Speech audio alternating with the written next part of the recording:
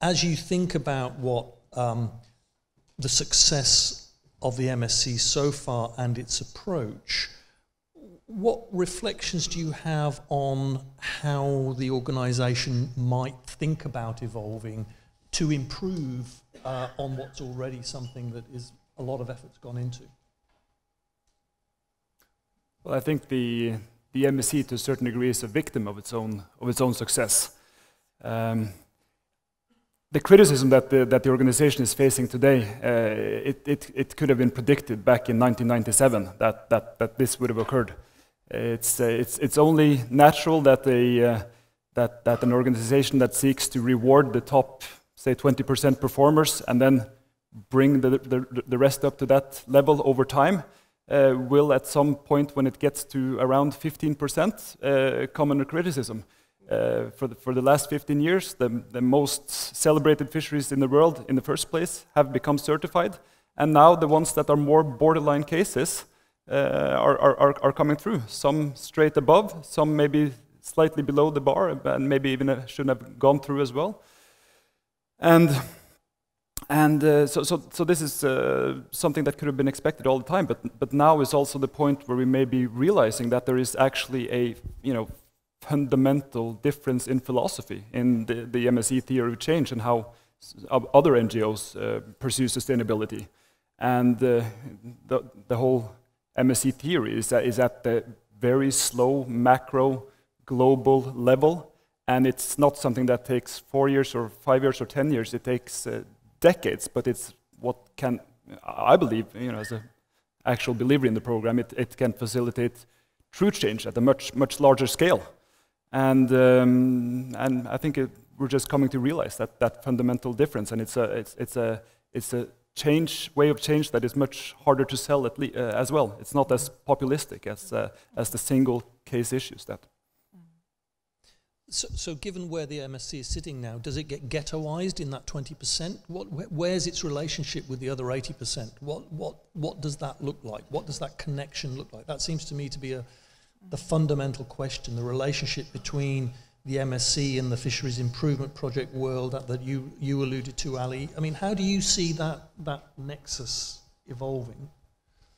I mean, obviously, in the UK, the MSC are intimately involved in that process. I think there is a link there. I don't think the MSC should necessarily drive that going forward. I think that they provide that framework, and that's a recognised framework. I'm not sure if I can add much more to that. Finally, I've stopped one of them. Yes, please, Amanda.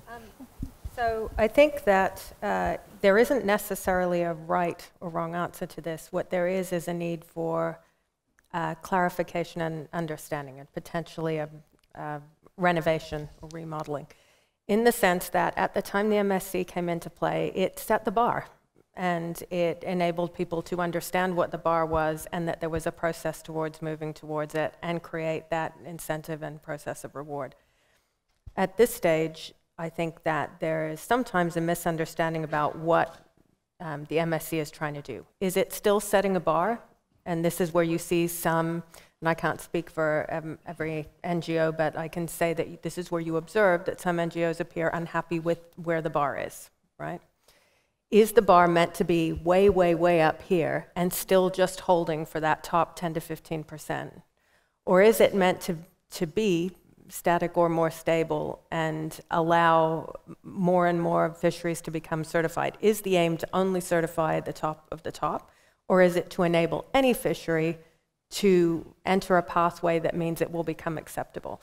And unless those differences are clarified, so we can say this is actually what the MSC is doing at this point in time, this is its value proposition in the marketplace.